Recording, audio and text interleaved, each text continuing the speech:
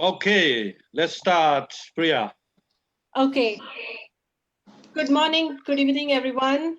My name is Priya Samant, and I'm very honored to be moderating the panel, Women's Leadership in the Time of COVID Crisis.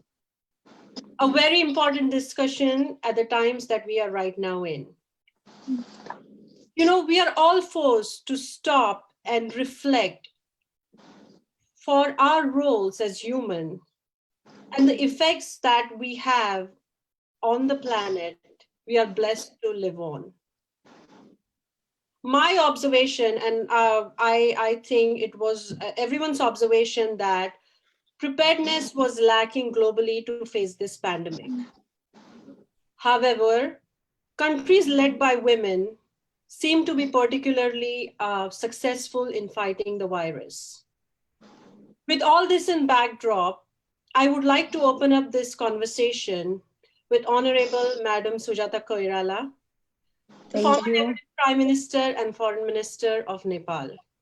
Sujata ji, welcome. You are the second female leader to be elected to the office of the Prime Minister, which is the highest office in the history of your country. Can you please share your work in brief as a female leader, what it is to be a female leader in the highest office of the government? Wow. I thank you, Priya ji, moderator, for the kind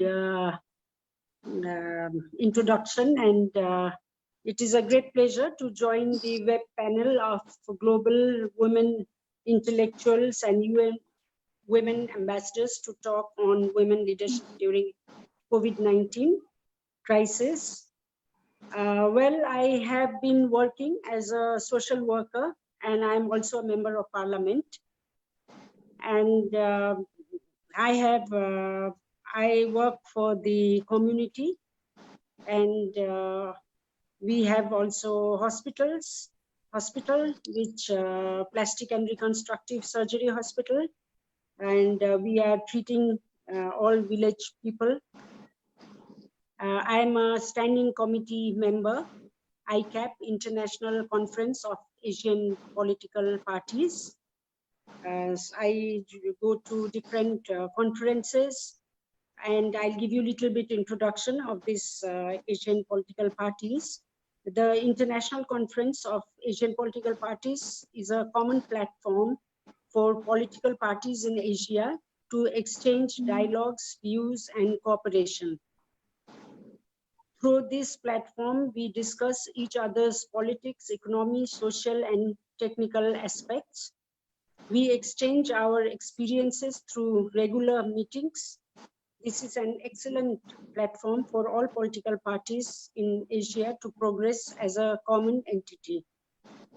Since the COVID-19 pandemic, we are forced to hold our conferences through online.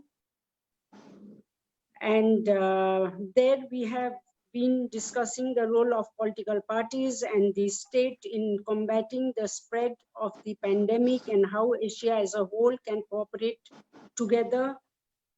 We share our experiences of the impact the coronavirus has made in our respective countries and what we are doing to mitigate and eventually defeat this pandemic.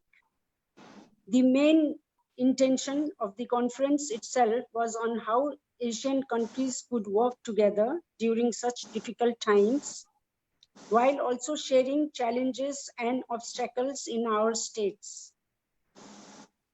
It helped a lot in understanding the situation of other countries and their action plan to resolve this crisis.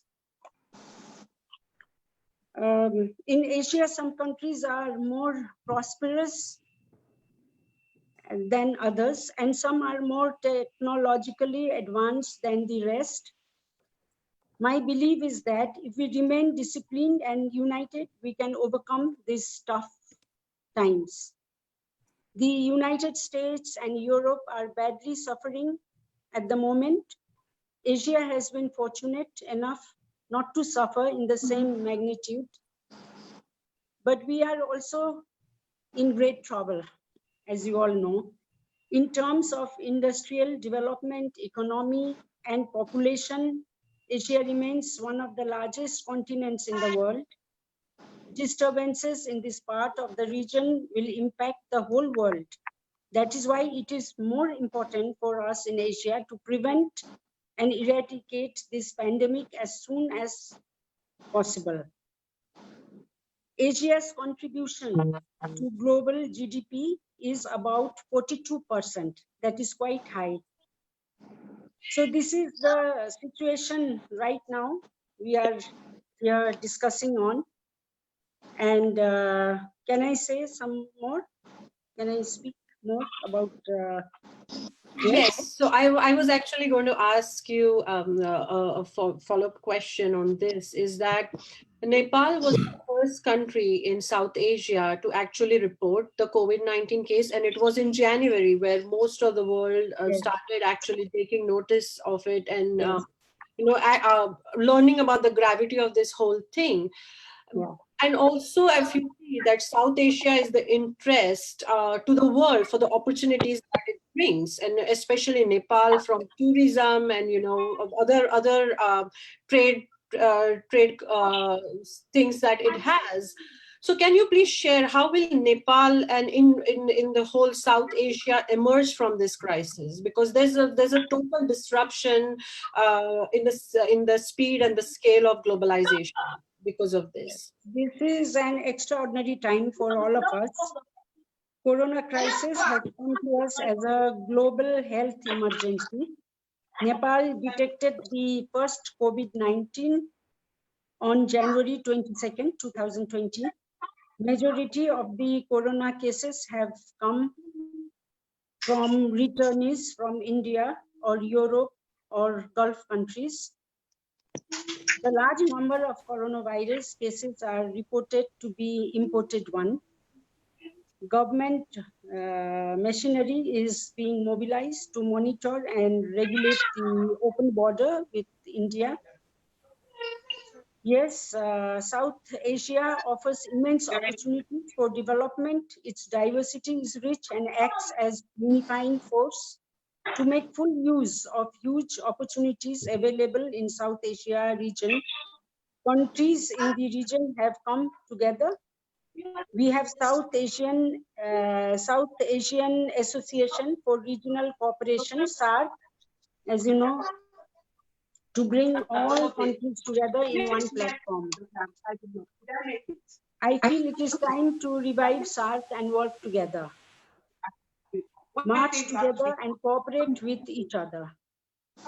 In times of corona crisis, we must show solidarity, not to work in isolation. SARC comes handy for such kind of cooperation, unity and solidarity.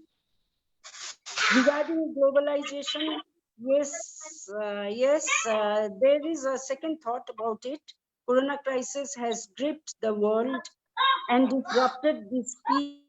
Excuse me, can I stop you for a moment just to ask you, because there's a lot of interference somewhere else, and I think because we can't hear you, I just wondered if we could maybe isolate where that's coming from before we carry on, because we're missing a lot.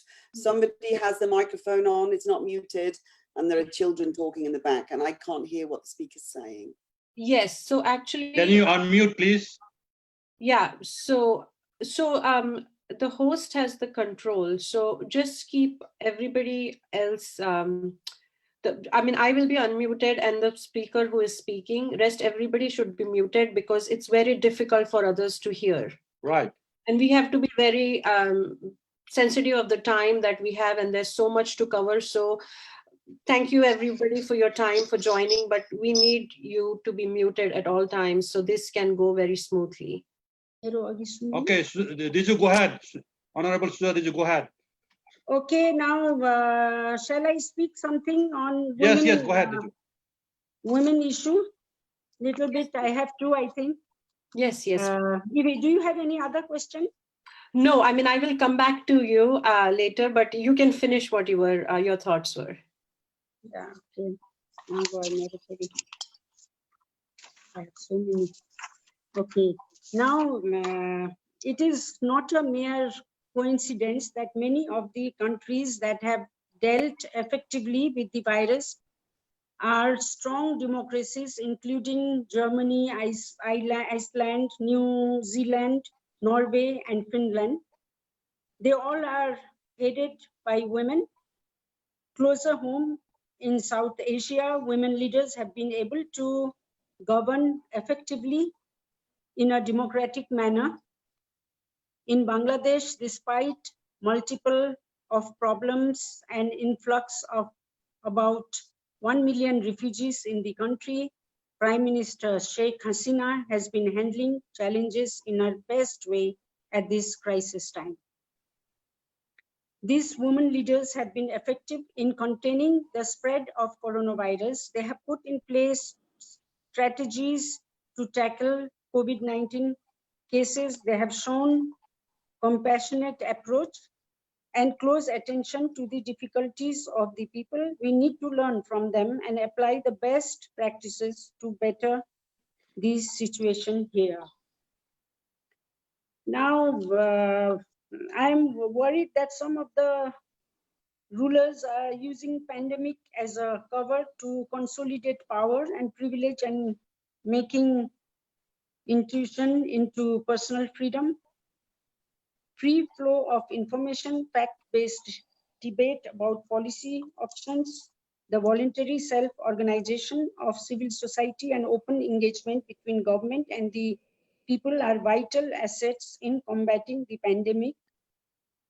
Accountability and transparency are very important. Now, I want to tell you a little bit also about Nepal. Many countries are without effective legal arrangements. Their journey should be towards full participation for women and girls in far from over. They have the lowest participation in parliaments and legislatures.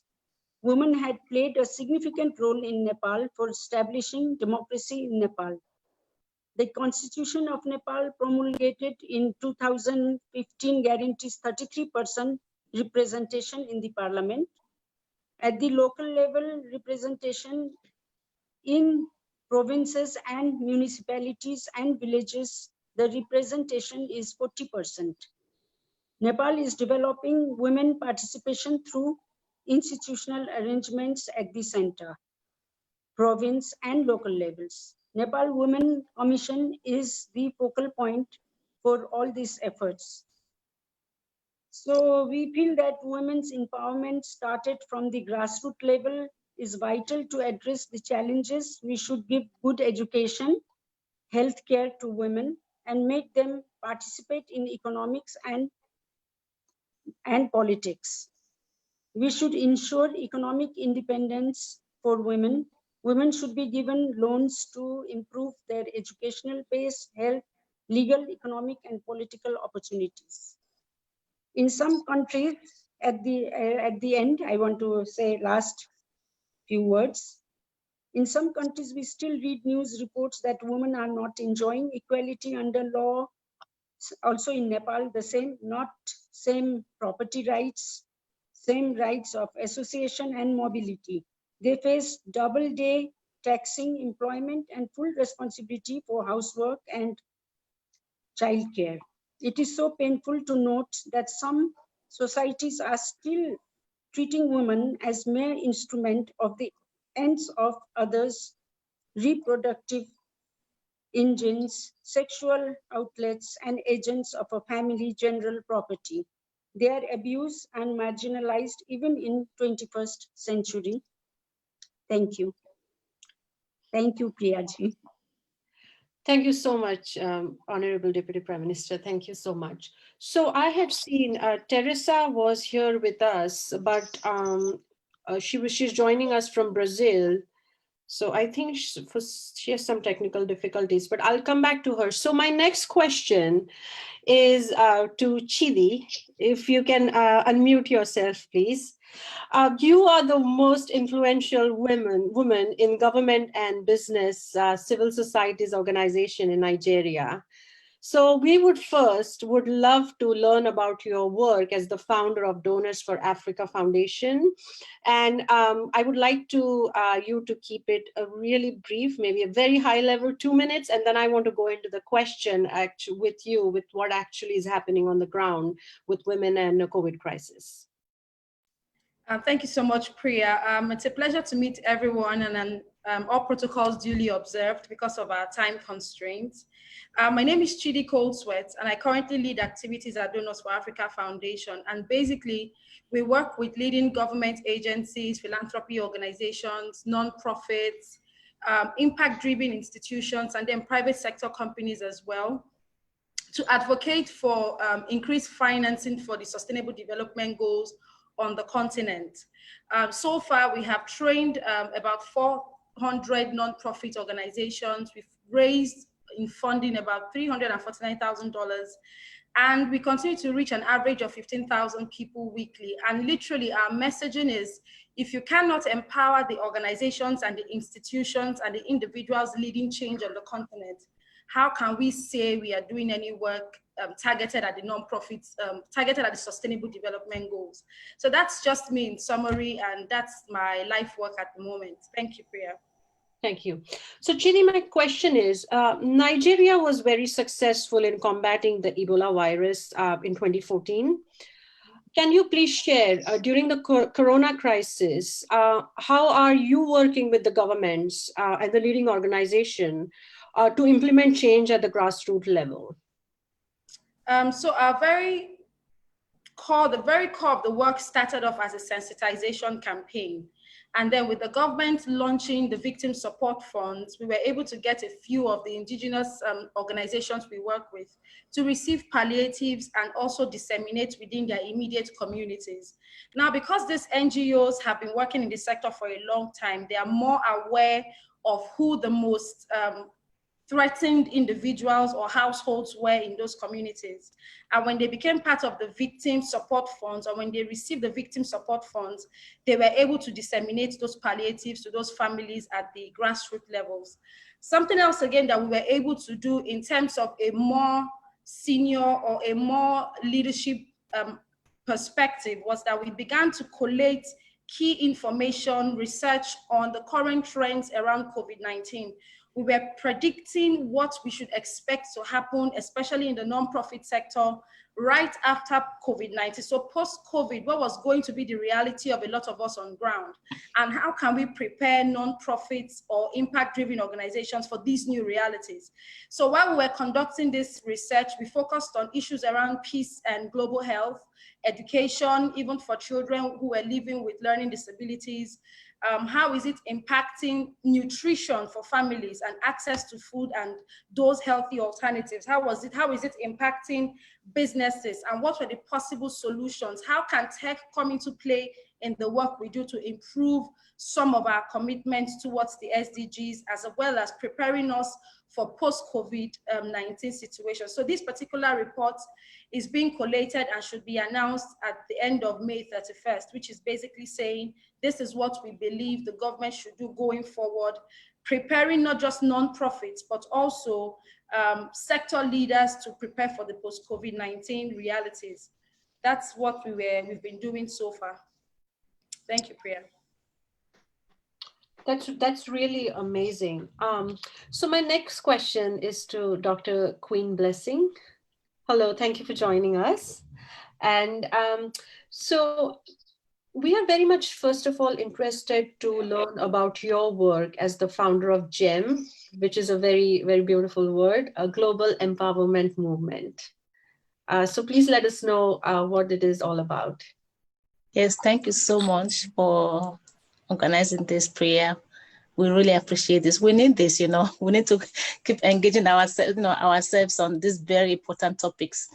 Yeah, GEM, Global Empowerment Movement, is the organization that I founded in 2015 and is accredited by the United Nations ECOSOC. So I do quite a lot of several events at the United Nations, advocating for the empowerment of women and youths. especially with a focus on single mothers and their children, abandoned single mothers and children. And the organization is actually having an affiliate in Africa, Blessings of Africa Empowerment Foundation. So in that regard, we're able to not just focus on our communities here in America, because I'm based in America, originally from Africa myself, Nigeria, but also, work with people on ground in Africa through Blessings of Africa Empowerment Foundation, an affiliate of a global empowerment movement. So that way we are working with communities here and communities back in Africa as well. So my question to you, Dr. Blessing, is as a public health practitioner and a humanitarian working on various impact-based initiatives, what are some of the challenges that you're seeing the African diaspora is currently facing during this pandemic and isolation phase? Because, the news that are coming out, and especially what happened in Georgia, was really heartbreaking. So what is the ground reality? Yeah, I think, first of all, when we talk about African diaspora, we know that the COVID-19 is of course a terrible crisis. It's a global issue. But when you talk about African diaspora, people look at us like maybe we're referring to people that came from Africa to America alone. And so I would definitely want to make a distinction or try to explain what that really means, so that way we are both on the same page as to what is truly going on with our own community. I'm the chair of the African Union CIS region, USA. It's also a foundation that is focused on uniting people of African descent. So when you say African diaspora, what you're really saying is people of African descent, in different communities across the globe. So, but now you're talking about focusing it in America and focusing it in Georgia.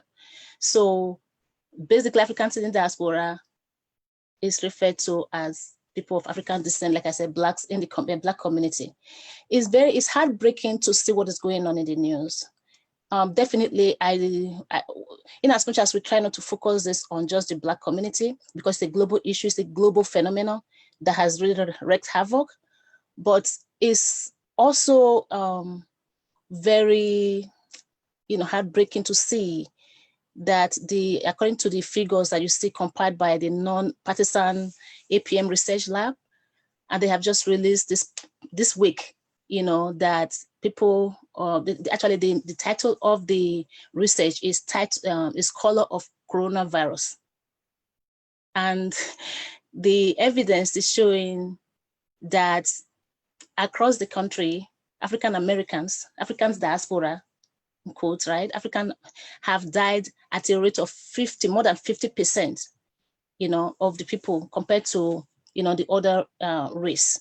So this is the reason why I wanted to make the distinction of when you say African diaspora, definitely you're just really referring to Black communities, because in that same report, it just says more than 20,000 African Americans said about 1 in 2,000 of the entire Black population in the US have died from the disease.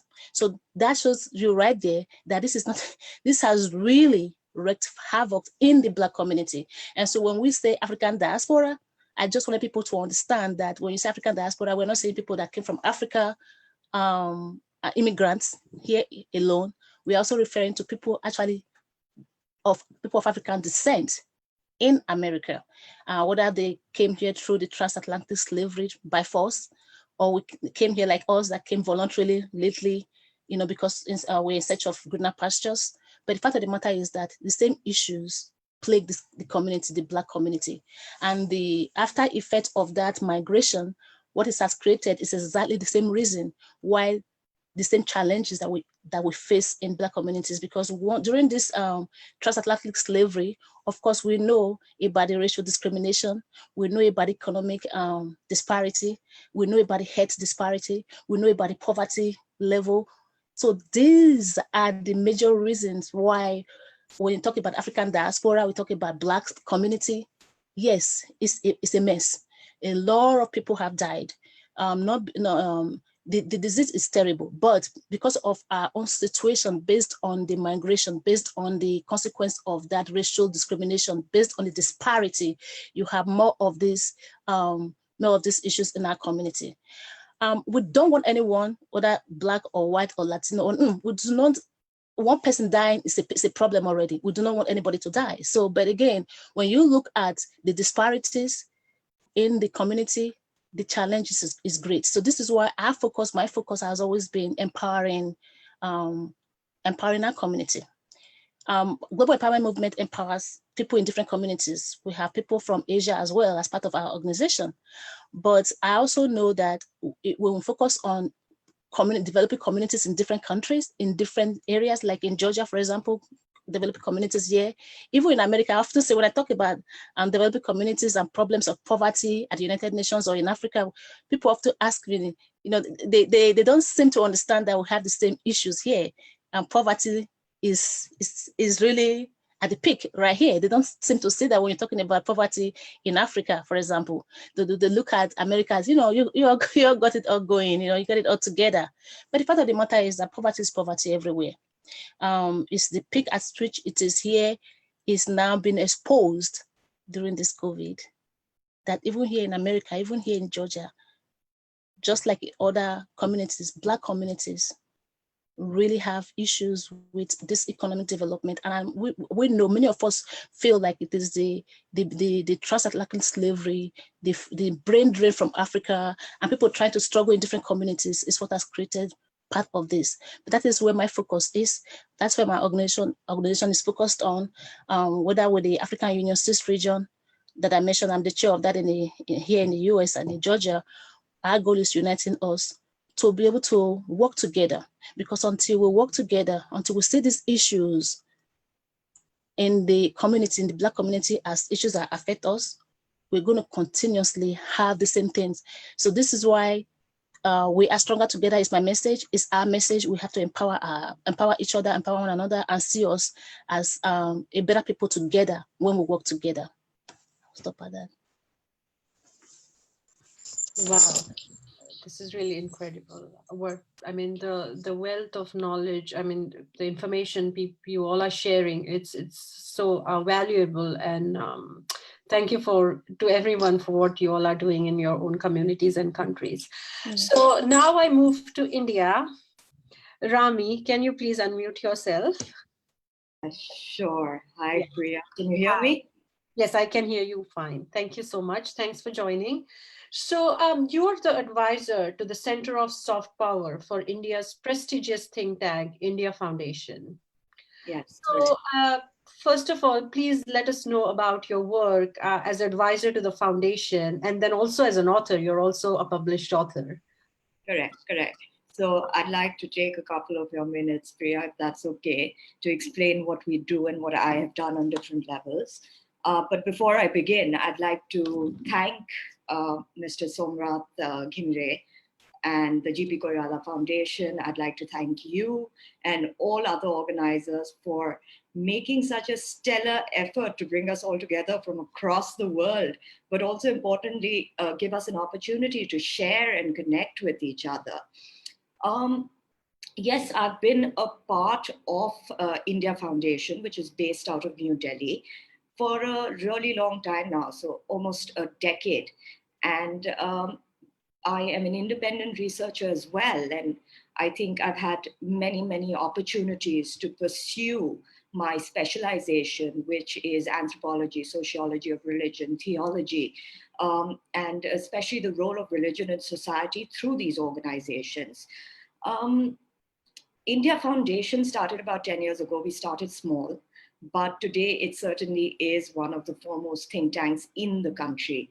And we focus on security, international affairs, and one of our latest centers is the Center of Soft Power, which is amongst a few other centers that we have. Of course, we've managed to create this wonderful fraternity through the foundation, which includes intellectuals, politicians, academicians, and mind you, politicians from across party lines and across the world. We've also developed some of the finest platforms in the country for intellectual thought and debate. And this forms a part of our annual conclaves, which is subject relevant. These conclaves bring in people again from international walks of life. And the recent one was in February. And maybe if anybody wants to know a little more, you could Google India Ideas Conclave, which we are in our 6th edition. I am today the advisor of the Center of Soft Power, which is a part of India Foundation. It is one of the first centers of its kind in India, and it focuses on a field that's picking up very quickly across the world, and that's soft power.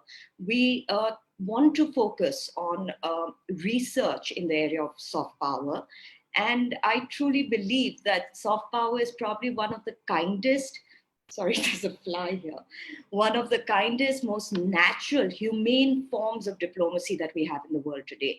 And leveraging it would make it extremely important for us in India. And I also think it's extremely crucial towards better understanding between nations, between cultures, between people. We actually happened to organize our first conference last year, Conference of Soft Power, which brought together practitioners, academicians, experts from across the world to deliberate on Indian soft power, with the hope that in the future, India can understand and influence its role in the international order.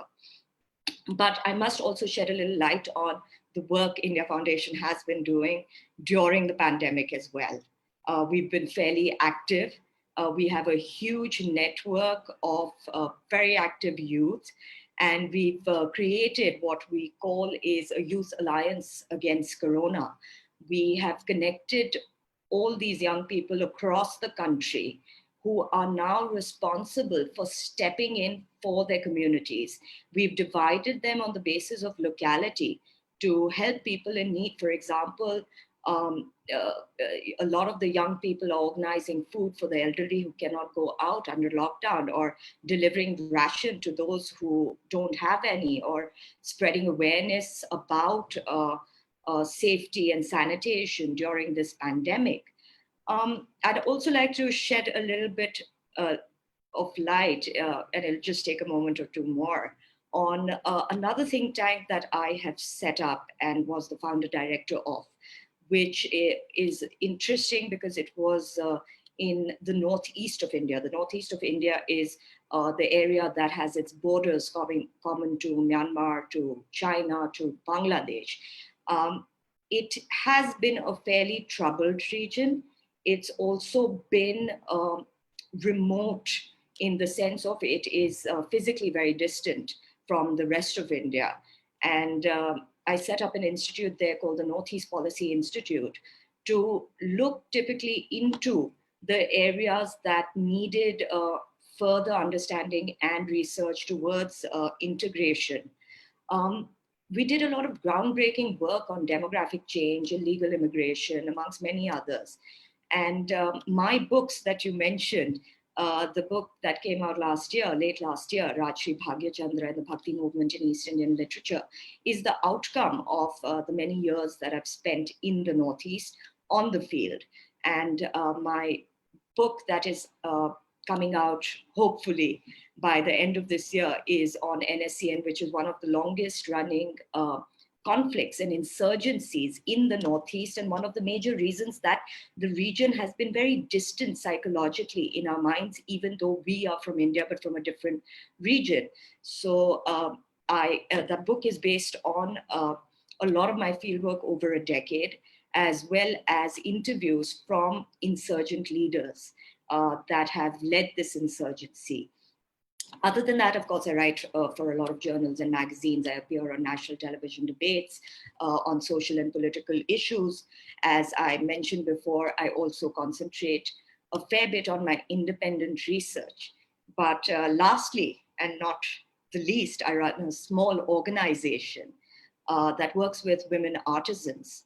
While I was in the Northeast, I met a lot of women who had, due to the conflict, had lost the main breadwinners in their family atypically male members and had been left with their children and their extended families to look after themselves.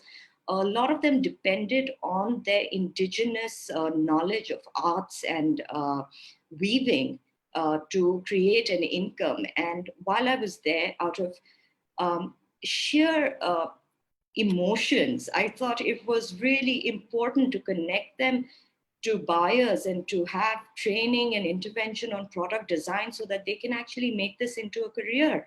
Now, this doesn't only help them with a livelihood, but mind you, it also preserves dying arts. And during this pandemic, I'm very proud to say so that these women have really come into their own. They've taken the onus and the responsibility of making a difference to their communities. They have hand-stitched thousands of masks, which they have distributed free of cost, which is a lot when you don't come for much. There's also an organization called iLead, which I'd like to mention, which is doing a great job by documenting the contribution of these women.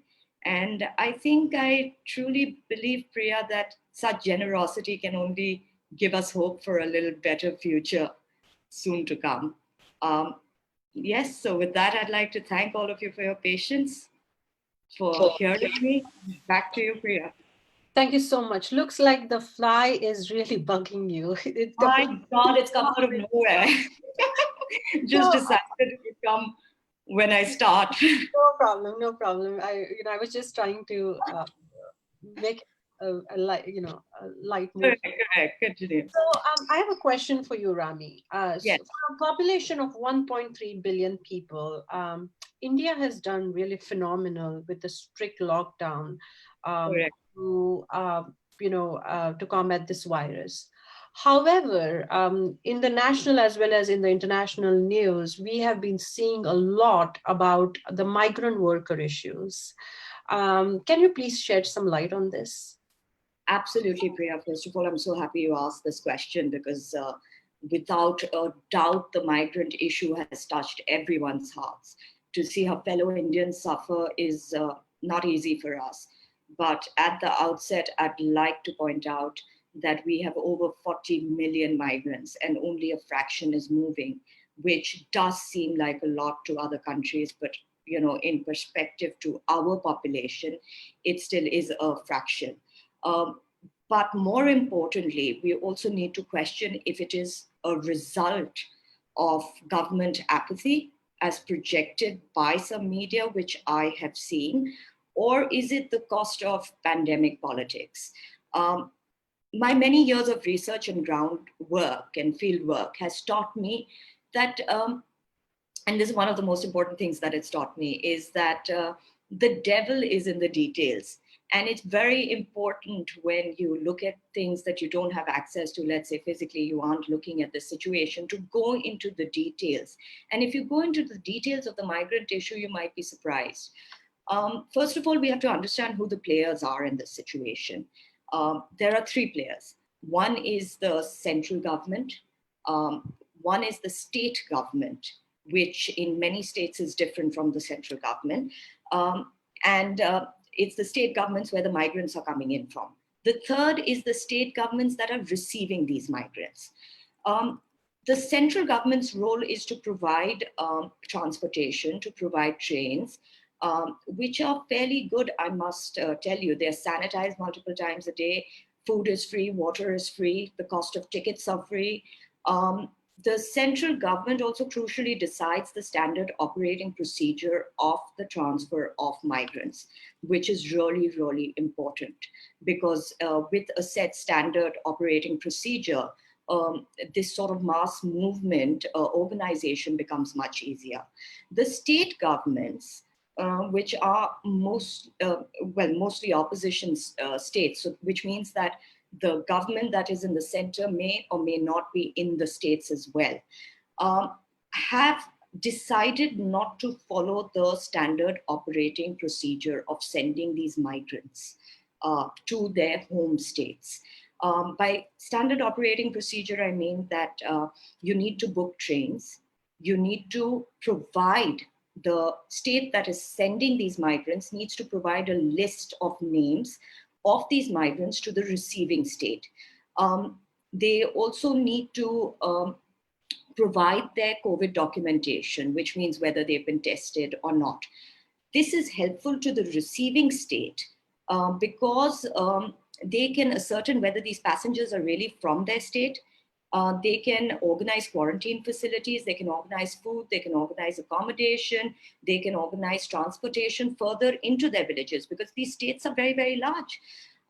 In addition, the central government offers approximately 1,200 trains a day. Opposition-run states have consistently booked far less trains compared to states of the same party at the center. I have checked the details. The difference is huge. You'll be surprised. And I'll give you an example. For instance, Uttar Pradesh, which is run by the same party that is at the center, has booked over 800 trains to bring migrants back, and to ferry them up and down. But opposition-run states like Rajasthan or West Bengal have only booked about 19 to 30 odd trains, whereas the majority of the migrants are coming in from these states.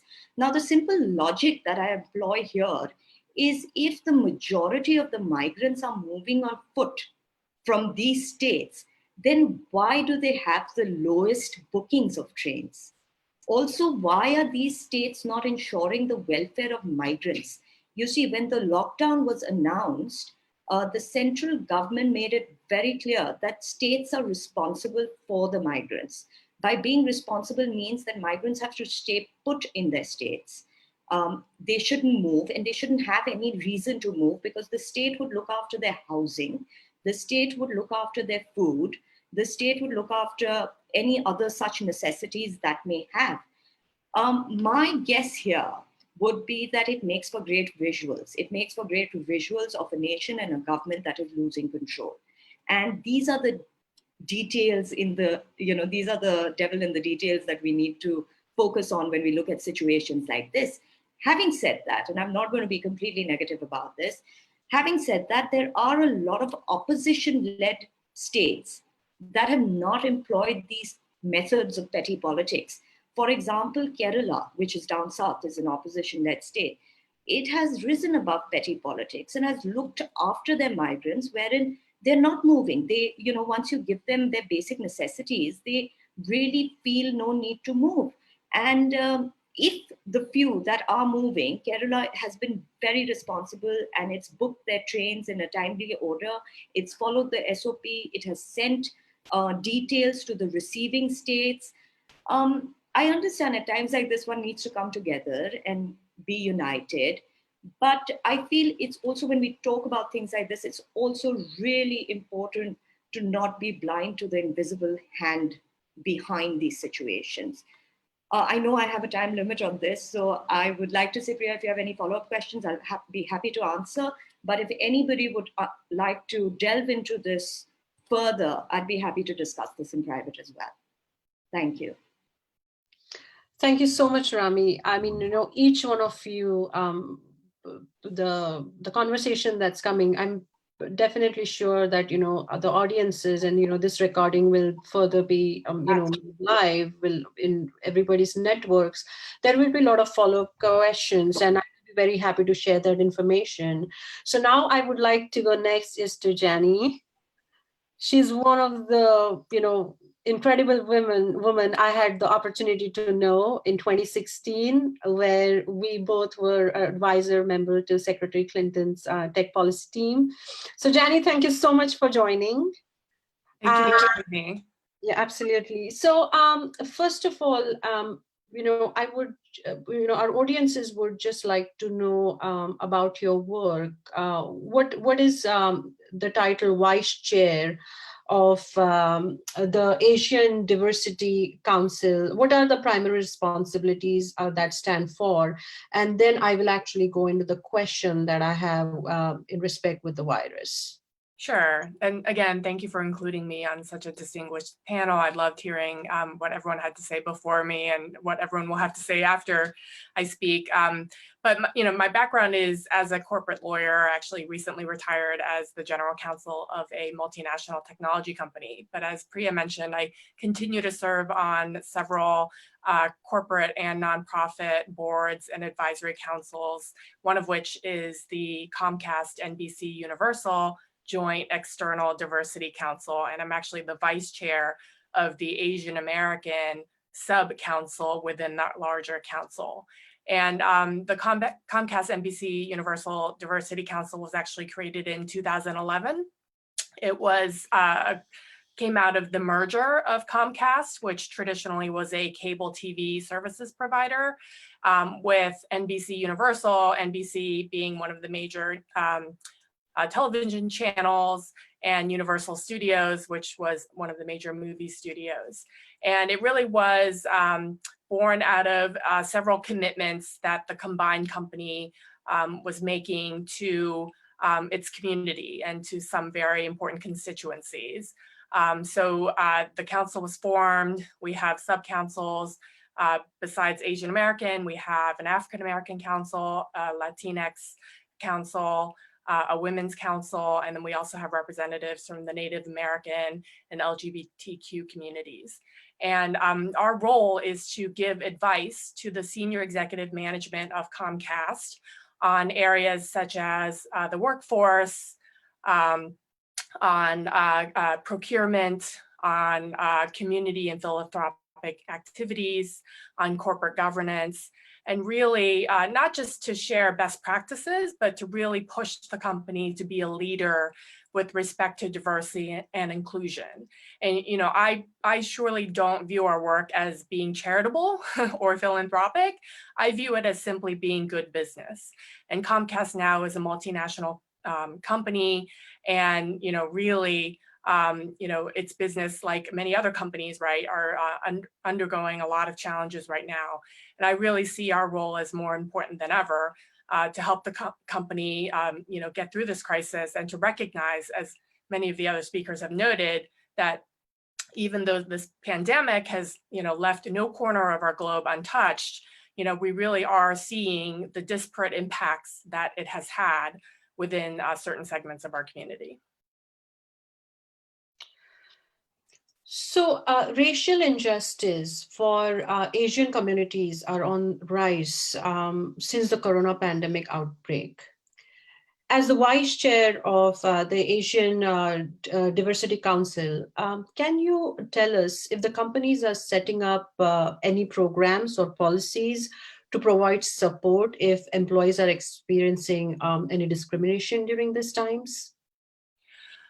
Well, I know Comcast has set aside $500 million for all of its employees, no matter their background, whose jobs are directly affected by the pandemic. So as you know, Comcast, like any other company, they have employees who do have desk jobs, right? Who can, employees who can easily perform their duties remotely from home and safely. But they also have a lot of cable technicians, right? People whose jobs are essential workers, right? Because they're trying to maintain our networks and our systems for the country, and and a lot of their jobs, are not capable of being performed remotely. So they've set aside this money to make sure that any of their workers, if their jobs are suspended or affected during this pandemic, they have the money to pay for that and to support them.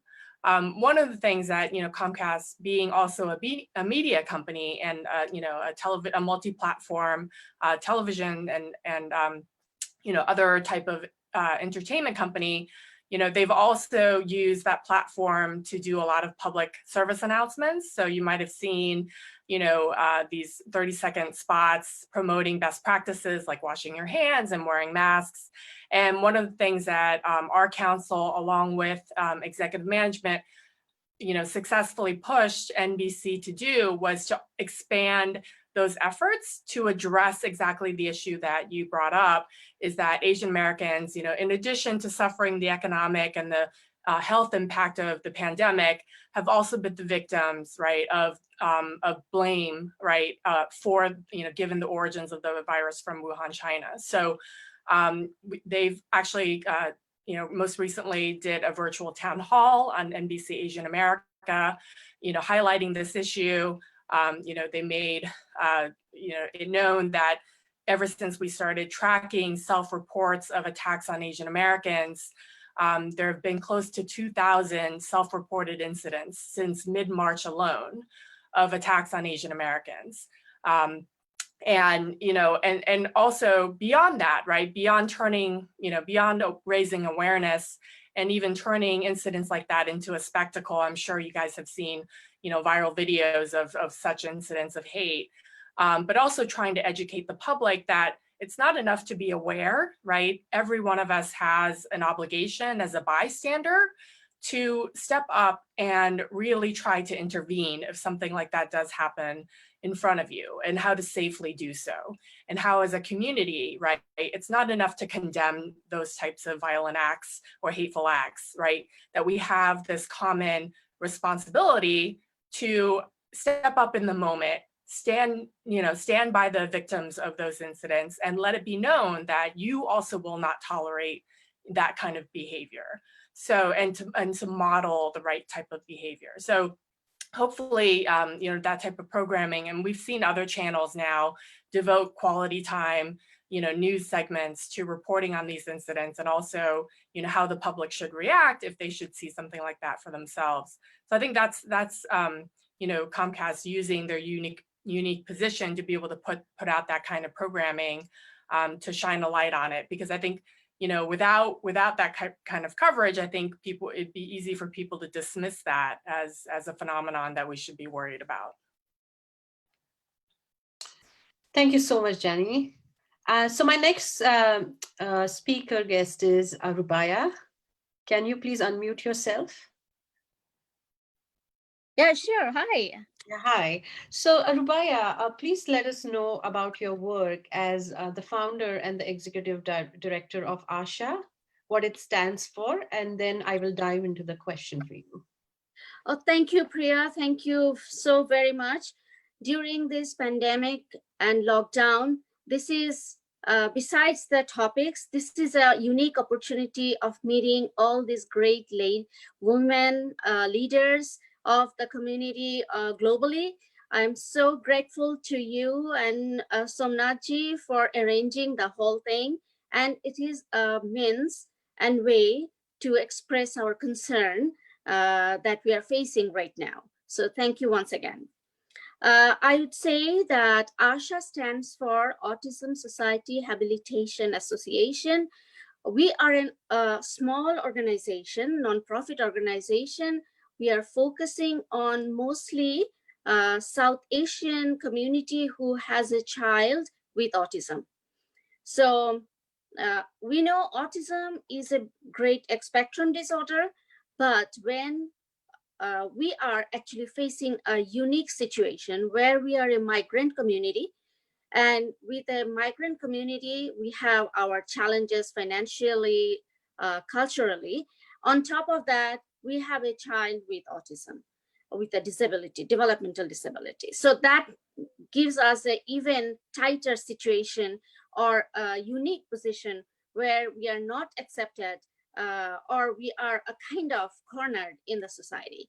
So our organization is focusing on bringing out this community and assimilate them with the mainstream community. So that was our focus. And so what many challenges our families are facing, like language, cultural disability, cultural differences, so and financial, of course. So those are the things we address. We create awareness among the different societies, different cultures, and we try to bring about all these parents and the children so that they can have the equal platform to express their thoughts. Towards that goal, we bring about different seminars. We bring about different speakers to talk about different issues. Also, we connect our population or our members to the government benefits, like whatever is available out there for our children. We try to connect them with the available resources. Plus, we are trying to create institution, a one-stop institution where our South Asian community can have a place to talk about their program, their problems, and they can talk about their children who are actually aging out from the school system. As you know, the school system is giving us a time where everybody is treated equally in the public school system up till 21 years of age. But when they age out, the real trouble starts emerging because the parents are aging right now, and our children, they are no longer children, they are now adults. And when there are some day have programs which are out there, but they are not, all of them are not culturally appropriate. So this population with autism, they find it very unsettling, and they don't feel at home. And so many of the adults, they go to a day program, and after a certain time, they don't feel it comfortable. They come back and they're staying with their parents. And so that becomes a bigger problem for the parents who are aging and who do not know how to tackle this population at home. So these are the issues we are tackling.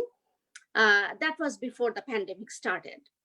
And now with the pandemic, we are in such a desperate situation. I receive phone calls every day that how to keep this population entertained at home, because they don't understand pandemic, they don't know lockdown. And as parents, we are facing with new ideas, how to keep them entertained, how to keep them at home, how to put the masks on them, the very basic. So it is a challenge, and the unpreparedness of all of our community that we are now facing. We don't know why there was nothing out there for facing a pandemic. This is not something that cannot happen. This can happen. Unfortunate that it happened globally, but we should have the foresight that things can go wrong, and there should be an emergency policy, what to do in these situations. So that is in a way we are right now responding to families, what to do, how to do, and we are doing a lot of video calling to the parents, to the children, the schools, the teachers, the therapists. We are all putting together something to keep our population entertained. Wow. So you just mentioned that you are a mother of a special needs child. So can you just share, like, and you are a migrant yourself, your roots are in Bangladesh. I mean, you know, we have a lot of services and opportunities that are available in the United States, but not necessarily in the other parts of the world. Exactly. And we have now audiences that are joining from all around the world. Can you share some of the tips that can be helpful for them, especially when they have special needs, child in the home, that they can kind of, make use of? Yeah, surely. In fact, before this pandemic started, I was in Bangladesh. And in Bangladesh, I was actually looking into a couple of organizations who are really working with children with autism, with developmental disability. So in Bangladesh, I should point out that the lack of awareness was there before, but right now, due to the governmental policy, it has becoming greater awareness all over the community. And so what they're doing, couple of good things in those Asian communities is the family unity, and the families are very well connected. So the support comes from the family first. So if I saw that the families over there are more sympathetic, or they are more united, even in quarantine times. they are having more people to support the parents with their children. So that is one thing good, but there is other things like financial crisis and also available resources. That is lacking on those community, I should say, because people, the level of poverty is very high. And when you have a child with autism and with a lockdown, you are at home, your financial crisis is at a point where you have no other way but to go out to for your financial needs. And when you are going out, you are exposing yourself. And when you are coming back, you have a child who doesn't understand, he doesn't understand quarantine. They want to come very close to their parents, and that is a threat. So I should say that this kind of situation needs to be addressed, that how we can keep this population separated from their parents, or to create a system or create a support group who will look after this population while the parents are outside for their livelihood. I think that is most important right now. Thank you so much, Rubaya. So my next question is to Julie. Julie, can you please unmute yourself? Hello. Hi. Hi. So Julie is joining us from the UK. Thank you so much for joining. So first I would like you to introduce yourself, and then I'm going to go into the question. So Julie is a very successful recording artist, and we would like to hear her journey from being done recording with George Michael to being an educator first. What is that journey like? Well, I mean, I've been involved in the music industry for 40 years now, which is scary because I'm only 12.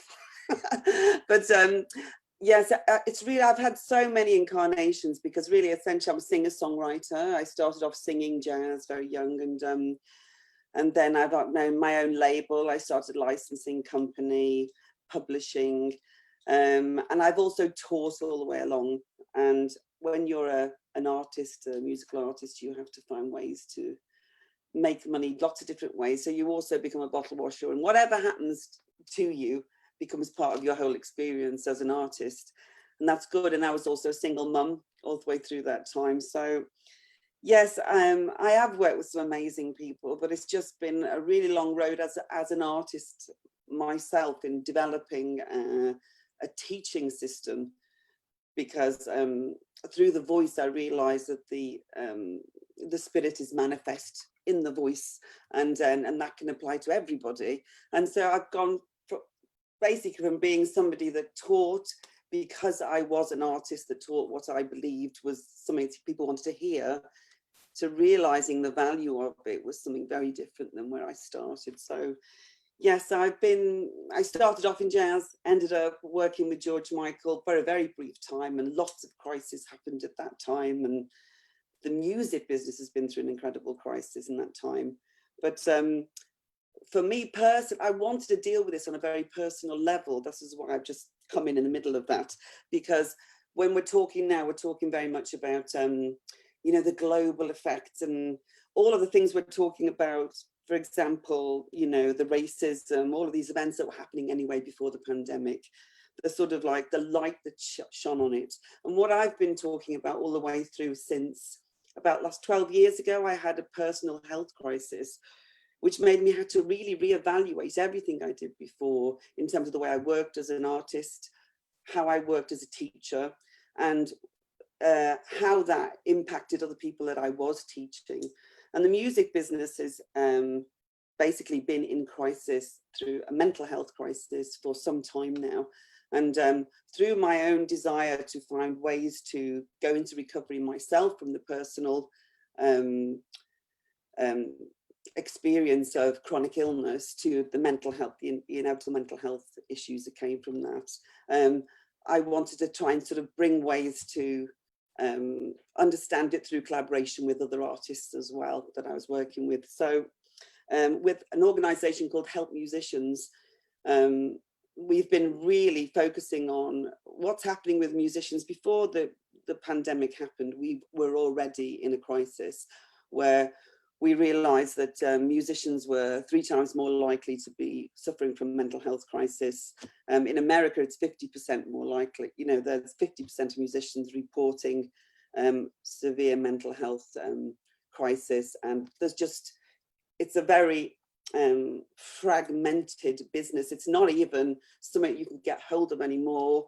All the major institutions are not there. It's more a discourse than the music business. So we have nothing to hold on to and to go to for our care. There's nowhere that has a duty of care for us. So my work has been about trying to find ways to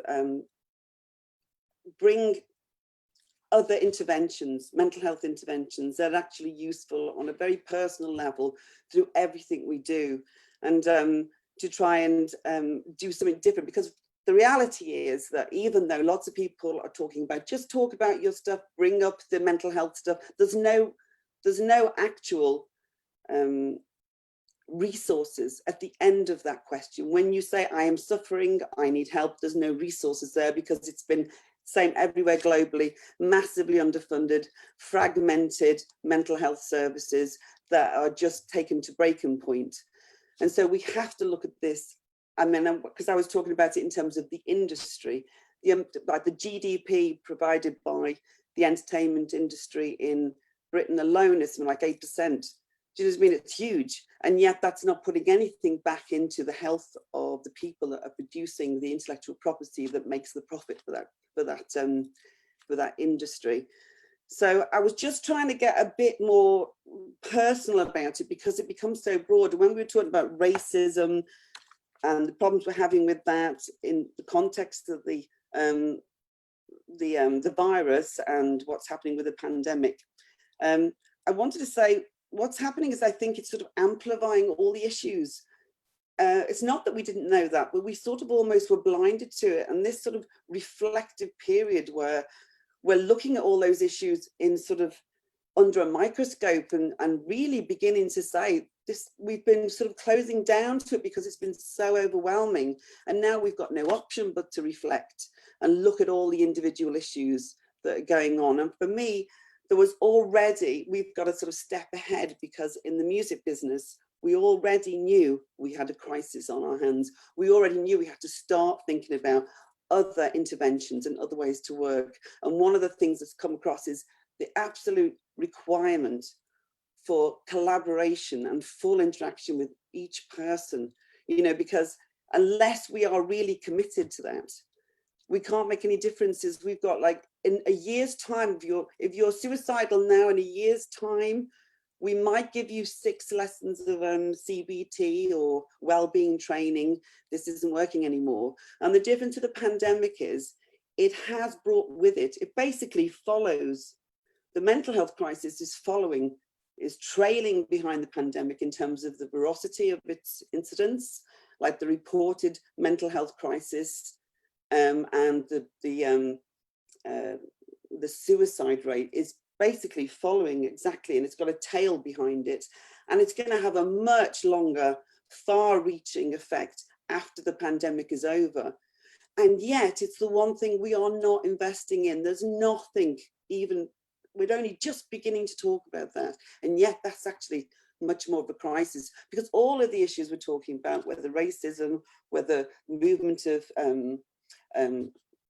immigrants, what we're going to do about every crisis we have. We all know about the intersectional events that impact those. But what we're saying is we've got another whole layer of trauma and mental health issues that are impacting that as well. And we can't simply put that aside and say we deal with mental health separately. We deal with this separately. We all have to come together and say this is a global pandemic. It's followed by a global mental health pandemic. And what are we going to do? We're not going to just talk about talking about it. We've got to invest in it, because we're going to have non-productive people. It really shows up in the music business, because if the suffering that happens in the with the mental health of an artist in terms of their ability to function as an artist and produce something that's, you know, worthy and productive, going forward in their lives is totally eradicated by mental health crisis. And so that's why we've already been talking for a few years about this in that industry particularly, but we've not been doing anything about it. And so I found it really interesting that everybody's talking about the issues, but really we're just amplifying what we already were working with, aren't we? We already knew all these things, and what's happened is it's under a microscope, and what do we do? It's different. So really, yes, I'm an artist first, last and everything, but through teaching and through having chronic illness myself, it led me to understand something of what we need to do now. And being able to share that, I find it really interesting that we're talking about the same things we've all been banging on about for ages about, but they're really amplified, and we can't, there's nowhere to run and hide anymore, because we're forced into reflection and forced into making very solid decisions about where we're going to go forward with our lives, you know. And I'm actually quite excited about that, in between being freaked out a lot of the time. So really for me, it's about finding new ways to deal with the mental health and the spiritual health of everybody going forward, because if we don't deal with that first, nothing else is going to emerge, and nothing's going to change about those things that we're talking about, you know, because it has to come down to the individual. And that's really what I'm trying to do, really. And the research I'm trying to do is I was working, for example, with women mainly, because women are so underrepresented in the music business. It's ridiculous. At the top end, something like 7% are women. It's and I work in electronic dance music with DJs, and I was going to be doing work, collaborating and working with women on the ground. And I can't believe that we're here where we are now in terms of this moment in time, and women are still, as one of the earlier speakers said, still not valued and equal members of this society anywhere, even in the Western world where it looks cool, and even in the sort of industry where there's lots of lip service to this. So I think that one of the things I realized, I will finish in a minute, was that in electronic dance music, it's mainly men DJs, and it's a very male culture, but also what's happened is the suicides and drug abuse in men is huge. And that's because there's no balance, there's no women there, there's no ability to function in a normal way and interact and bring the value that women would bring to that environment. And that's one of the reasons why I think one of the main things is bringing women in there and demanding to be in an equal position, no longer saying, oh, we'll work towards funding a little bit of a girls' project or a women's project here.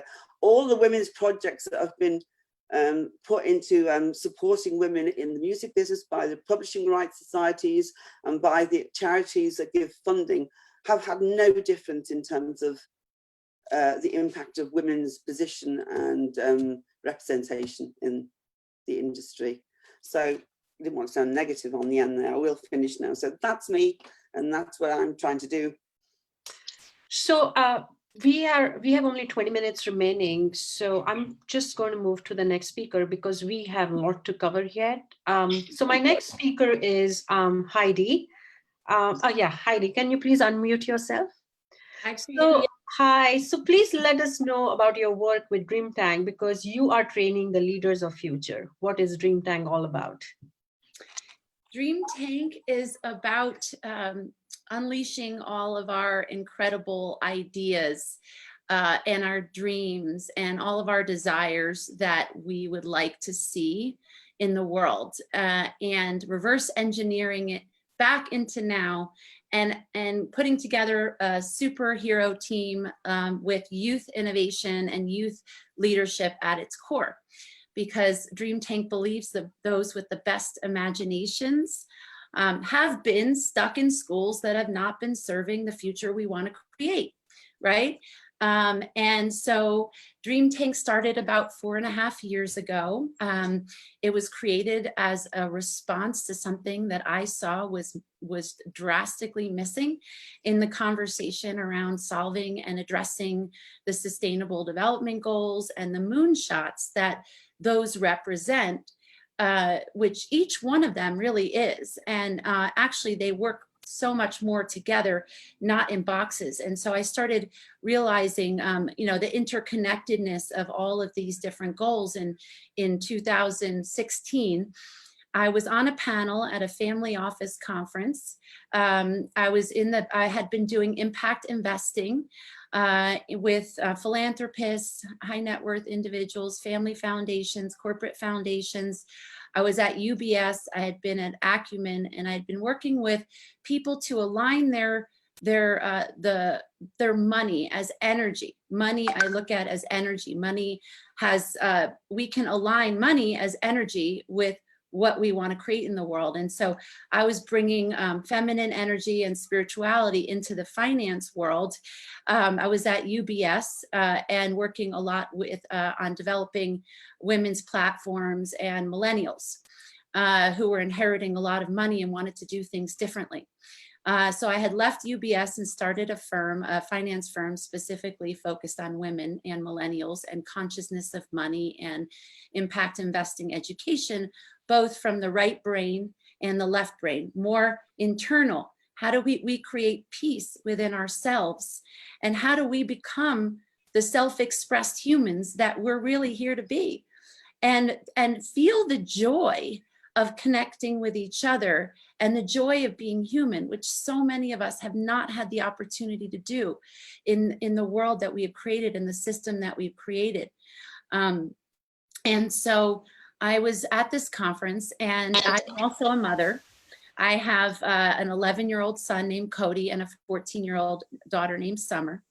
4.5 years ago, so Summer was about 10 years old. And I was on a panel and the moderator, and I was supposed to be talking about impact investing and women's investing. And the moderator asked, what would you do if you had 1 year left to live? And that was not a prepared question.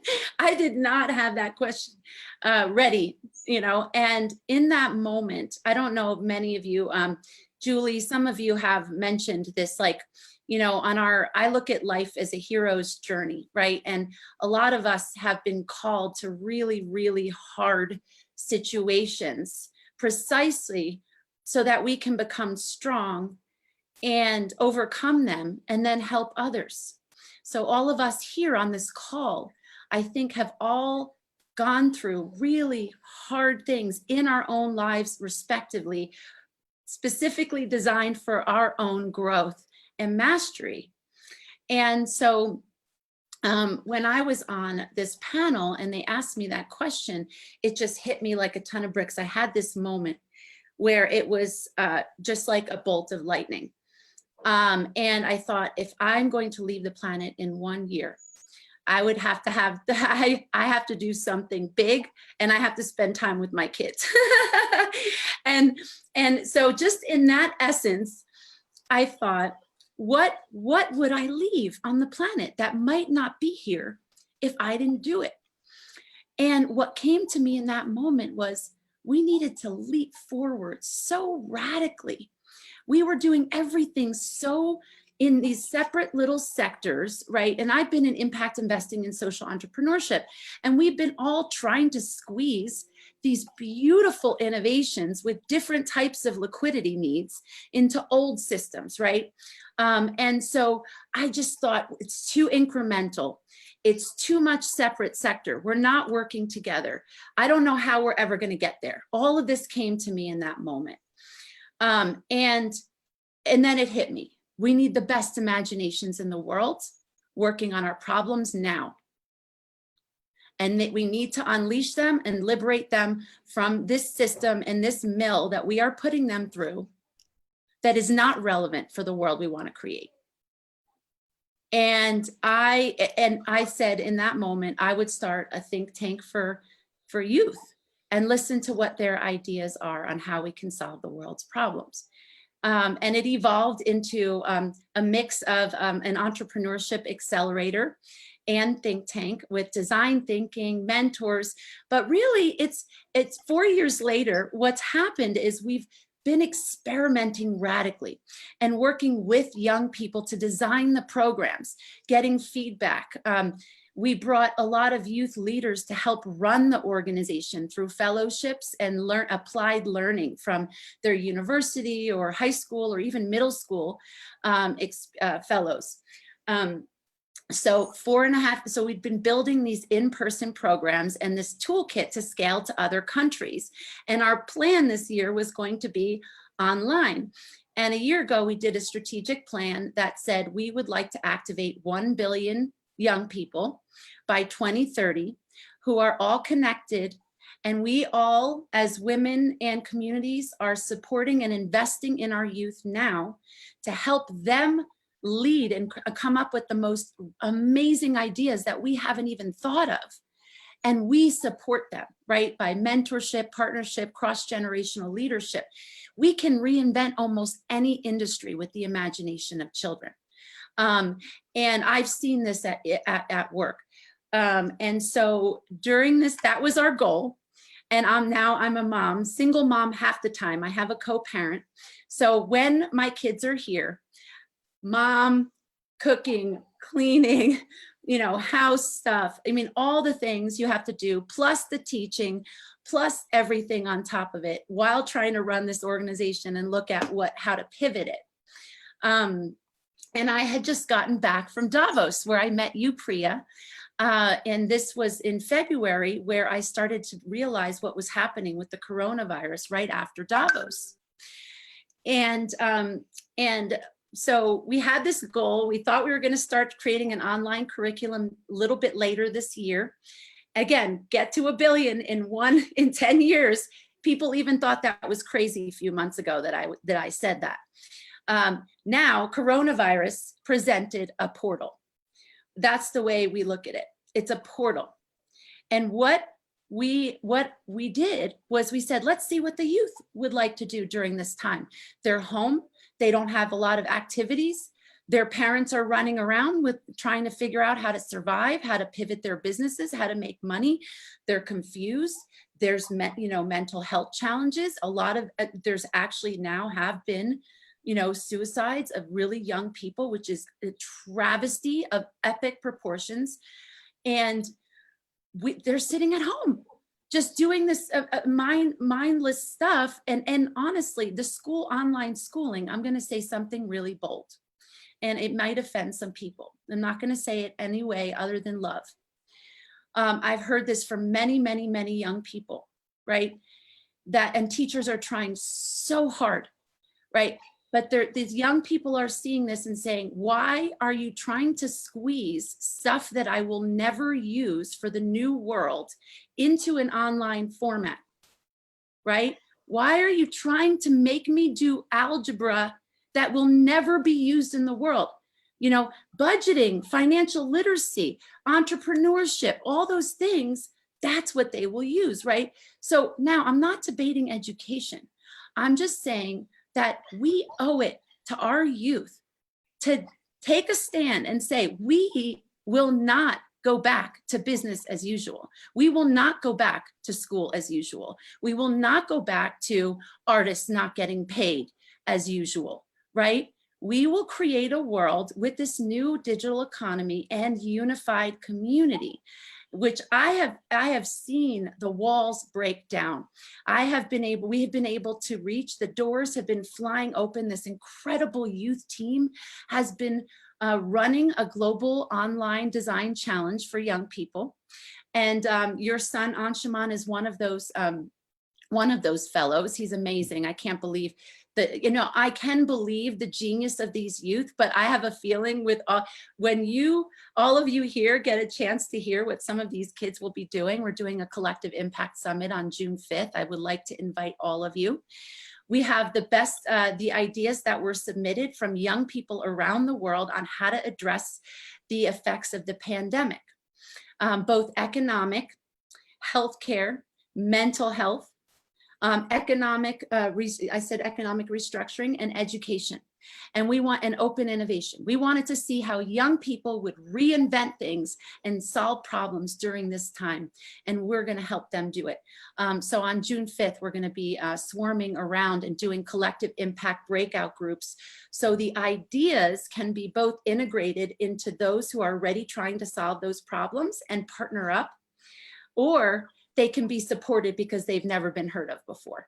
And so we're going further than any other hackathon we've done. The youth have really taken a stand. They've said, we want to do it this way. And guess what, Heidi? We think we can get 1 billion youth in 1 year, and we're going to do it. And here's what we're going to do.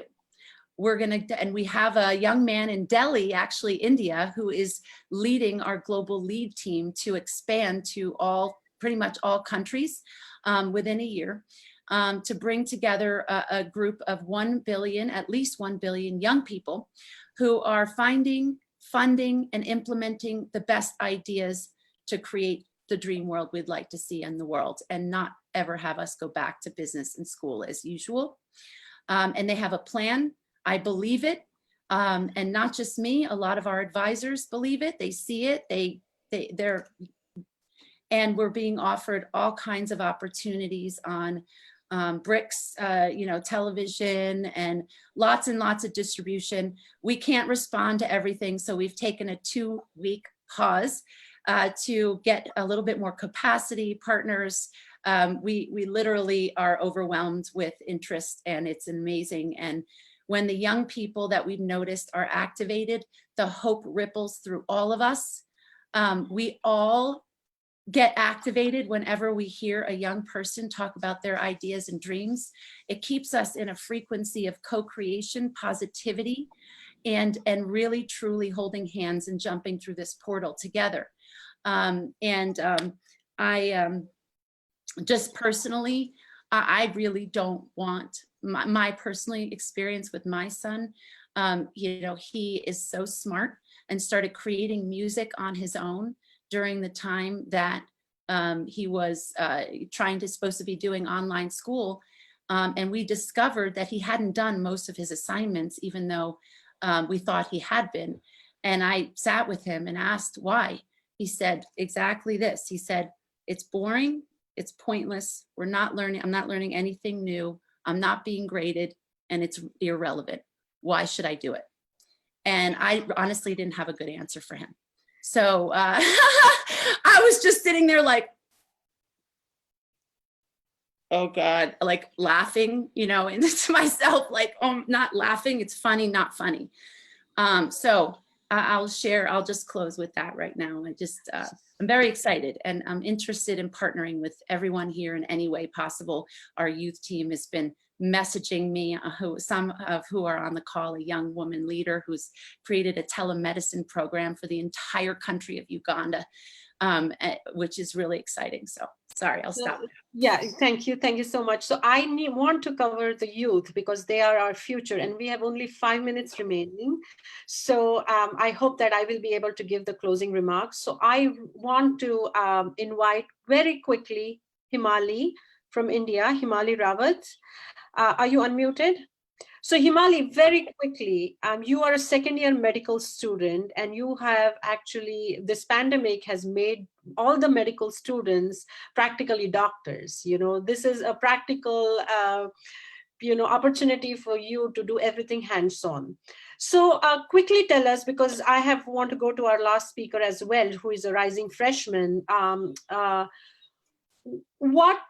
Has this pandemic actually given you more learning opportunities, or is there a lot of challenges that you students are facing as medical students? You are unmuted. Please unmute yourself.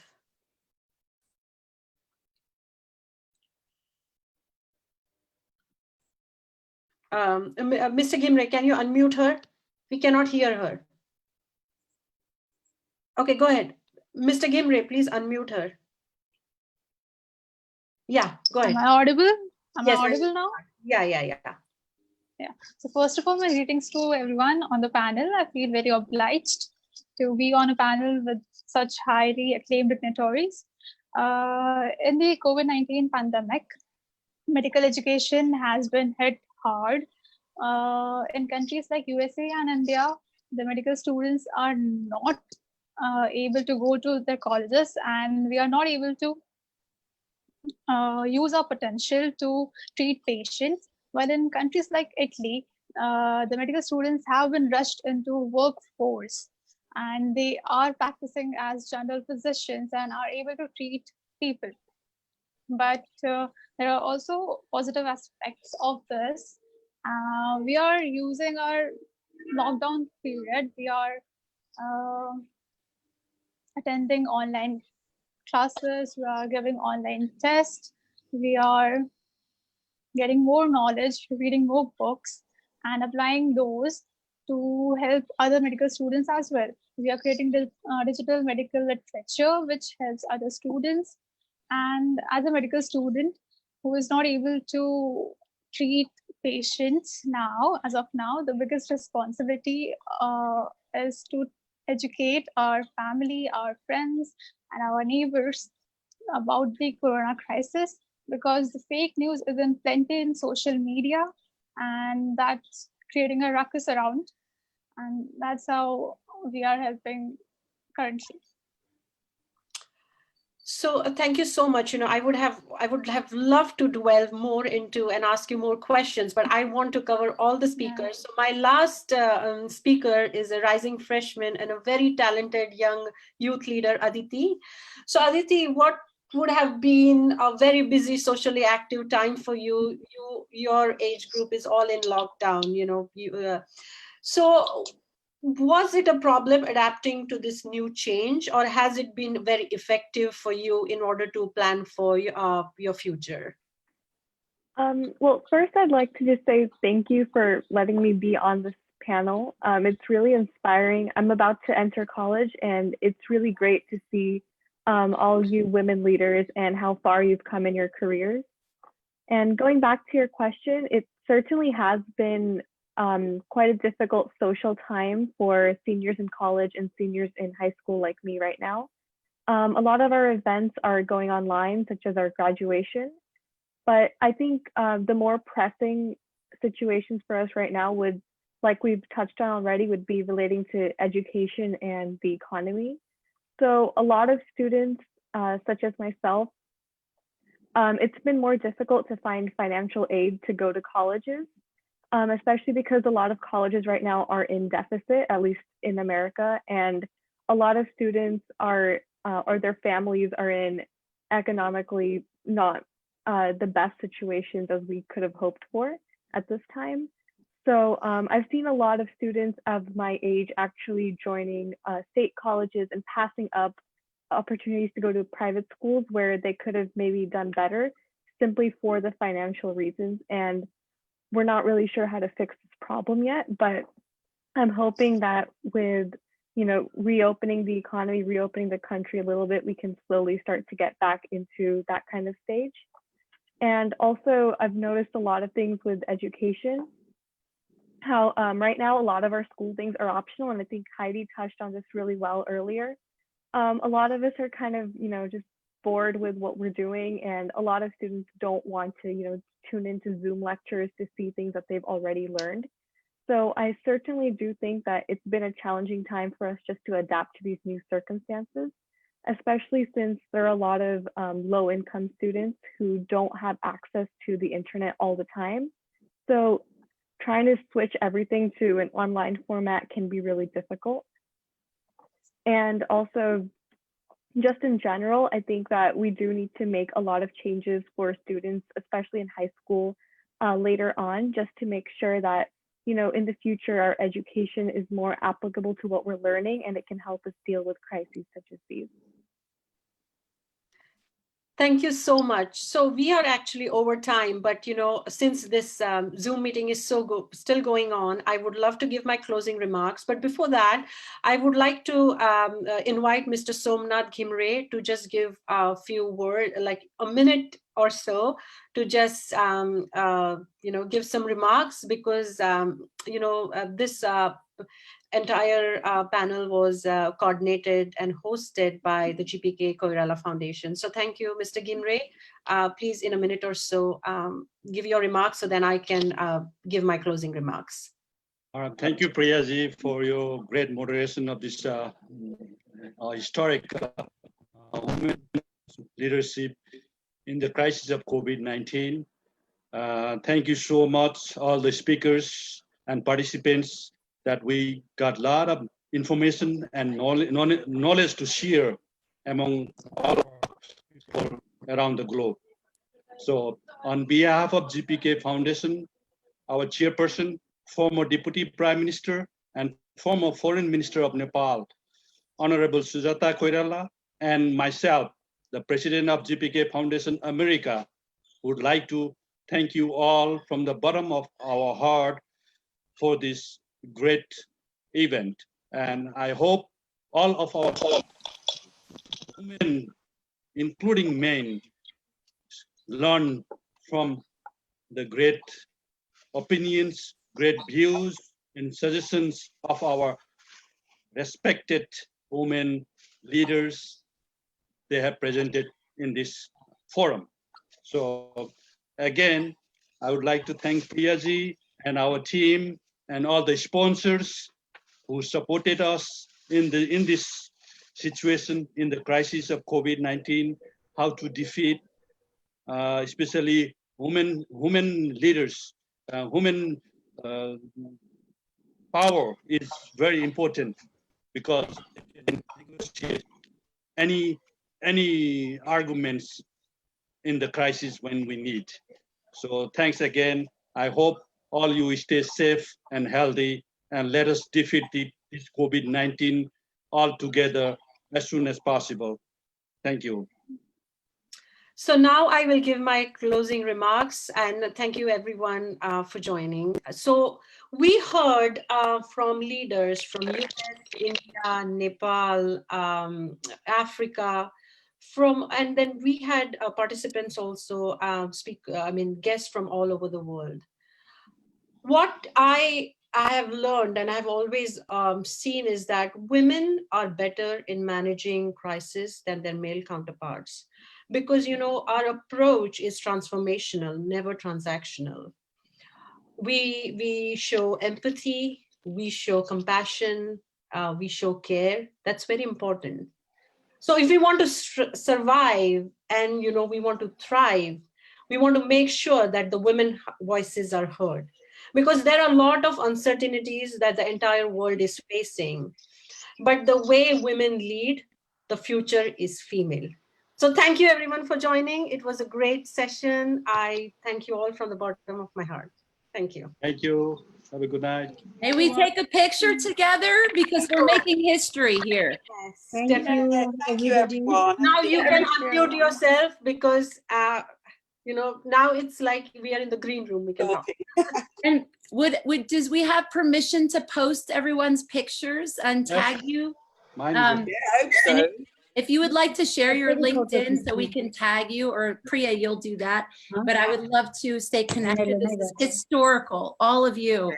I am so inspired.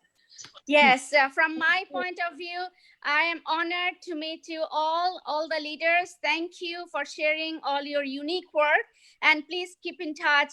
And I'm seeing your boy. Okay, everybody take a picture, do something fun. Okay.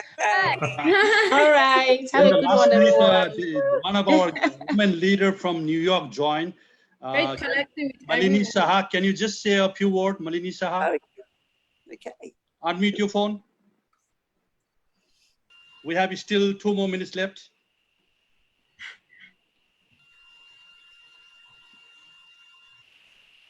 Yes, hello from New York. This was a wonderful meeting with an opportunity to see all of you, and Mrs. Koirala also, namaskar, from New York. It's so wonderful to see you online, and having met you through Somnath Ji. We are going through a devastated crisis right now. I know Somnath was also very helpful in bringing our last roundtable of women together, where we are dealing with the issues of domestic violence and trafficking and suicides and all these things that are happening during this COVID-19 period. We're supposed to have another session in June. And I think, like I had said in my last Zoom, I think we can all come out of this stronger together. And most of you had said the same thing. It's about positivity and what is required of us to make it happen, and how can we motivate and help people and educate. Thank you. Thank you, Maliniji. Before we end up, there is one question requested to be answered by Queen Blessing. So during this pandemic, minorities are more affected than others around the world. How can this problem be addressed globally? Who should be responsible for it? Asked by Achut Raj Katel from Nepal. So can you repeat? Sorry, I know time is up. I wanted to hear the question. Okay, the question is again, during this crisis or pandemic of COVID-19, minorities are more affected than others around the world. Right. How can this problem be addressed globally? Who should be responsible for it? Yes, you see, I often say that we cannot leave the work of the development for the government alone. So this is why it's very important that those of us leaders who have stepped up to have set up fund our own organizations is very important. So whether it's non-profit organizations, different impact leaders in different communities, we all have to step up. Because I know there's no time, but just know that my point is that the government has the responsibility of taking care of their own people, but we cannot afford to leave the work of the development of these various communities to the government alone.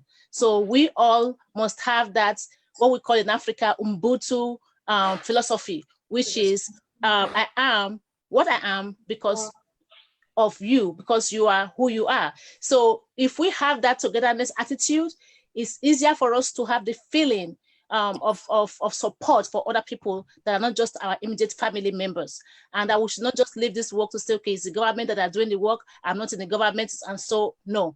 This is why women leaders, we are more needed than ever before.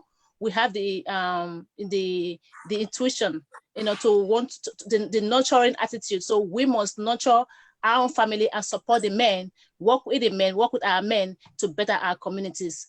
Everyone is needed. We cannot afford to turn a blind eye to these issues. Thank you so much, Queen's Blessing. Absolutely. Absolutely. Thank you so much, everyone, for joining. So any more questions for the speaker? There is one question. Yeah, I just got it from Nepal itself, to our honorable deputy, former deputy prime minister and former minister of Nepal, and in the chairperson of GPK Foundation America. What is the most effective way or works the government of Nepal is doing to solve the crisis of pandemics in Nepal?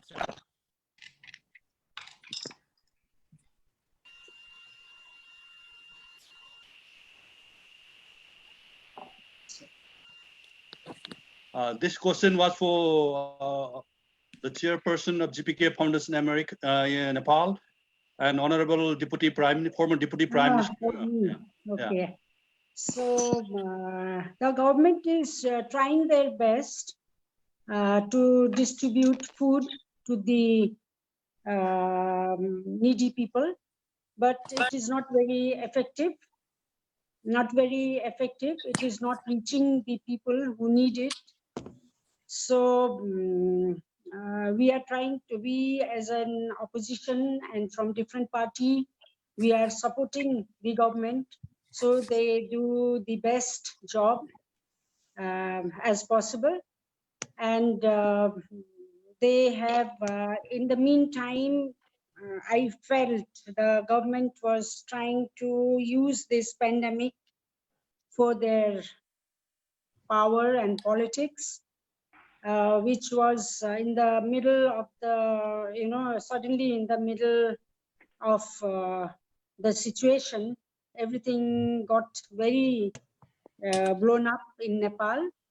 And so are supporting them, but at the same time, we are also giving warning to them that they are properly working, going to the people, meeting the needy people, and supporting the public there, which is effectively. So not doing politics at this time when people are suffering. People need the help. Also the frontline workers, they are suffering. Their lack of equipments, lack of instruments are giving them a lot of problems. So the government needs to fulfill all these things. Thank you for your answer. Next, just got here from Kunwa Durba from South Korea, asking to Jani Lau. She spoke about the business or economic viewpoint. Business or economic viewpoint. What do you think gonna happen? The economy situation after the post-COVID-19? I wish I had the answer to that. I do think it will be very specific to each industry and to each type of business, right? So a few companies are thriving during this pandemic. I mean, we're using the product of one of those companies, Zoom. But, I think, ultimately every company has to figure out. So, interestingly, the pandemic has forced a lot of companies to be innovative, right, in their response to the pandemic. And I think what they've figured out is that a lot of the changes that they were forced to make actually might make business sense even after the pandemic. So I think there is a little bit of a silver lining in that it's forced them to take risks and to do things differently. And they might actually realize, oh, this actually makes sense for us even after the crisis is over, and it actually is a better way to do business. So just to give an example, my most recent company, we had a huge travel budget because we believed that our best negotiations had to be face-to-face, and that was the way we were used to doing business. And a lot of our customers were in Asia, so our travel budget was enormous. And of course, once everything shut down, you couldn't really do business that way anymore. And then they realized, oh my gosh, we're actually still able to negotiate deals and get business done without meeting face to face. And they're actually saving a lot of money in terms of travel expenses. So I'm hopeful that there will be, there will be a silver lining. There will be a lot of lessons learned. But right now, I mean, I think so many companies are just in survival mode. They probably don't have the luxury, right, to learn those lessons just yet. But we will get through this. It just might mean that a lot of companies will look a lot differently, operate, differently. But maybe those changes are for the best because, as someone else mentioned, this will happen again. And hopefully we won't be caught as flat-footed because we've been through it once before, and we'll be able to, our muscle memory will be there. We'll be a little bit more agile. We'll be able to, make the changes that we need to make much more quickly, and hopefully at less cost to human lives as well as economically. Thank you, Jenny Liu, for your answer. I just got another question from Nima Lama from New York to Heidi Kupari. What do you think gonna happen in the education policy post-COVID-19 that you had mentioned about the algebra as an example, that our children, our kids can learn through the virtual learning? What do you suggest post-COVID-19, the new or whatever your idea about education policy? Well, my idea is that the youth help design their own education system with us, and that we support them and get the best experts to back up how, I mean, most industries where you have almost like 90, there's a lot of research that shows, I don't know any young person that actually says that they love going to school the way it is every single day. and this thing has propagated, right? So I think that why not give them a chance to help design their own education system? They know technology better than any of us. How many of you have asked a younger person to help you with technology, right? Many, right?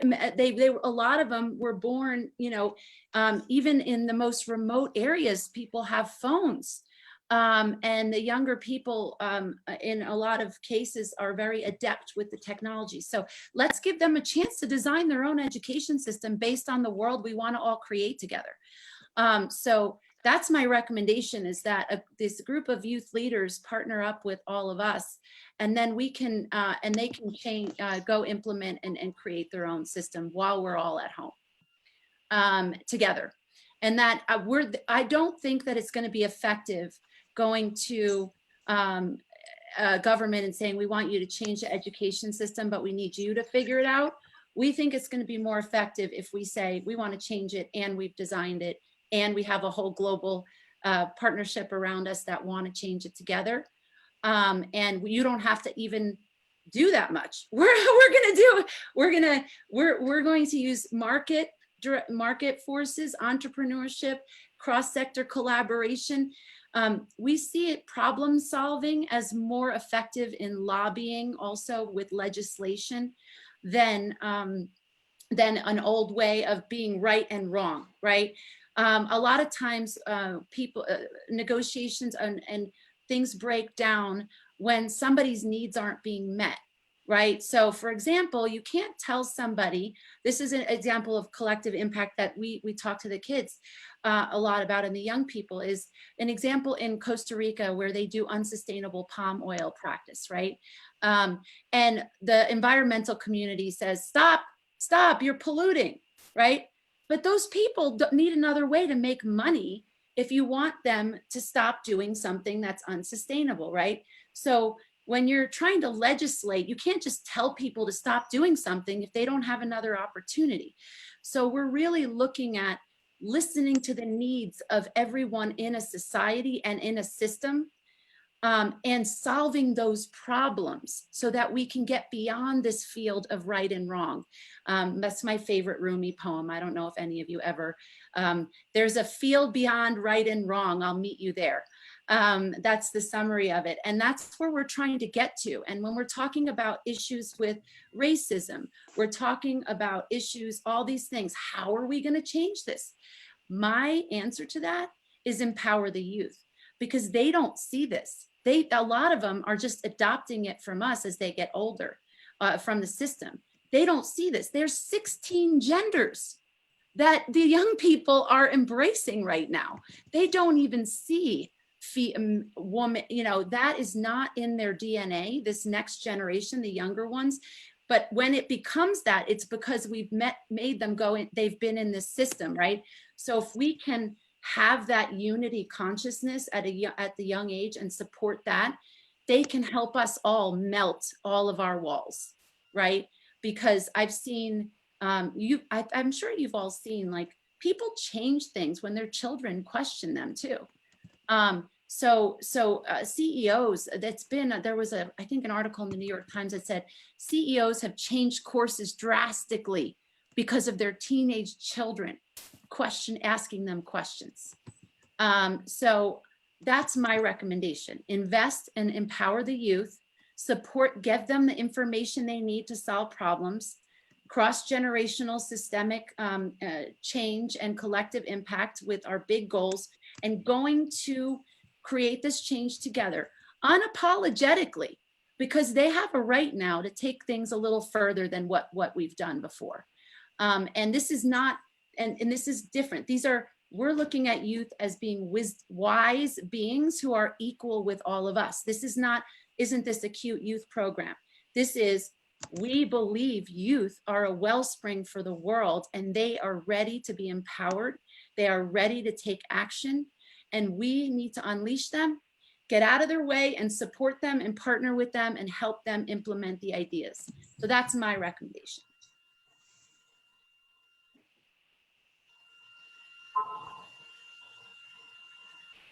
Oh, I don't hear you. You're on mute.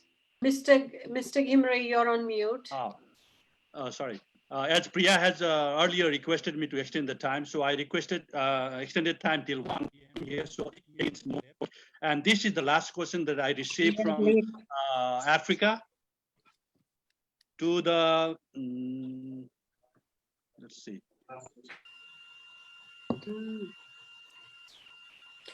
While we're waiting, can I just share something about Nepal? Sure, go ahead. 2 minutes. I have this this singing bowl I got from Patant Square. And I was in Nepal, and one of my most incredible experiences that led to the creation of Dream Tank was in Nepal. So I'm excited to talk to you about that another time, but it's a beautiful, beautiful country. Wow. I start a lot of our sessions with that Nepal singing bowl. So I think from Africa, Kenya has asked for donors for Africa. What is your plan disruptive of this pandemic post COVID-19 to defeat in African region? Okay, so my response would pretty much be that this is no longer time for nonprofits to just be nonprofits and seek assistance from government. I think it's no longer business as usual. What COVID-19 has done for us back home is to expose the gaps and the lapses that are in operation presently in government. So both in our healthcare system, both in our educational system, both in just literally supporting businesses back home. So what I think nonprofits should start doing post-COVID-19 is to ask government to become more accountable. I think it's time for us to move past just running nonprofit organizations to actually becoming advocates for change, systemic change. Why do we have a mental health bill that is not yet signed into office, right? I mean, after 13 years, you have presented a bill to the House, but you still torture people who are living with mental health issues and they don't have access to mental health care. So we need to begin to hold government more accountable for certain things that they are supposed to have done and they are yet to do now that there is post-COVID-19. Something else I wanted to mention was innovation. What COVID-19 has shown us is that we can no longer do business as usual in the nonprofit sector.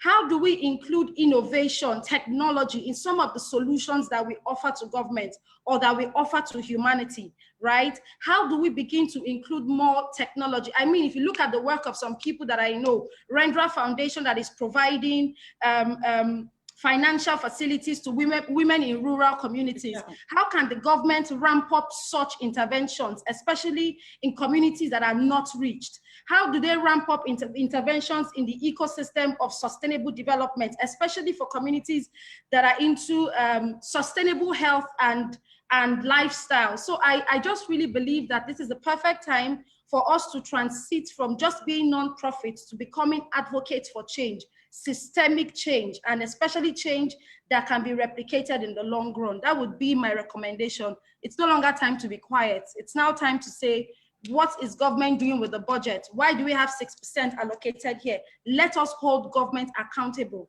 and move from asking for funding to demanding accountability from government and our representatives. That would be my recommendation. Thank you. Another question for 2 minutes left to Rami and Desai. What has the population or what has the government of India planned if there is any crisis for hunger post COVID-19? Well, I think the government of India is very well prepared. We are in excess of food grains. And I think that is not even a near possibility at this point, because we have so much of food grains in storage that we are actually worried that it may go to waste. So I don't think that is really a possibility. But I can tell you what the government has done during this pandemic to ensure that everybody is fed. To bring to your notice, India might not have a woman that leads it, but India does have a finance minister that is leading the world's 5th largest economy and the 2nd largest population. And her budget for pandemic relief reflected the empathy that comes with being a woman. So, for example, the ration the allotment of ration that people below a certain income group get was doubled by her. Not just that, the ration that women get was doubled, because she obviously knew that if women were empowered, the woman would also in return look after 4 to 5 members of her family. Not just that, gas cylinders were made free for 3 months while we would be under lockdown. Gas cylinders is what they cook on. As well as for 3 months, money was put, free money was put for 3 months to tide them over the period of lockdown where they would not be in employment. So I think what India has done with its ration as well as with its sensitivity towards its population has been commendable. To add to that, it has also doubled the loans that self-help groups run by women have access to.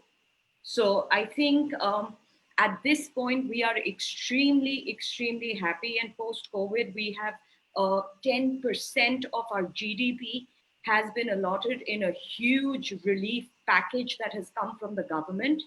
So I think at this point, we have absolutely no worry about being at a loss of food grains, to the point that dependent on the region that you're in, the free food grains that have been doubled, you will have a choice of which food grain you would prefer. So depending on the region that you're in and what your preference is. Thank you. So we will have the recording available, and I will share it with everyone, all the speakers, and if any attendees want to go over it and have any questions. So you all have my information or Mr. Ghirmire's information. Feel free to reach out if you have any further questions for any of the speakers, so that can be followed up. With that being said, thank you very much for your time, and good evening, good afternoon, good night. And lastly, I would like to request our honorable chairperson of GPK Foundation and former Deputy Prime Minister and Foreign Minister of Nepal for her thank you. Thank you, Somnathji. Thank you. Thank you. Yeah. To all the participants on your behalf, can just a note of thanks. Yes, I like to thank everyone. It was wonderful sharing knowledges and to get to know everybody from all around the world. And Priyaji, I want to especially give you a lot of thanks and hope you will come to Nepal soon to visit us after the pandemic. And Somnathji, also thank you to you. Thanks to you. It was wonderful to listen to everybody. So knowledgeable people and wonderful ladies, you know.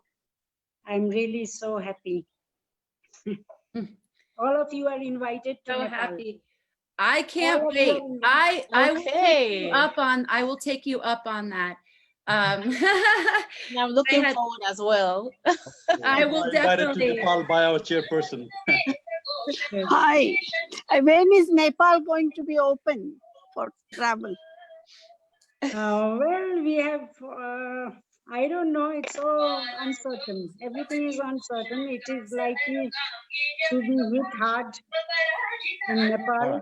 It is a least developed country. Oh, don't call it. It soars in spirituality. Thank you. Thank you all.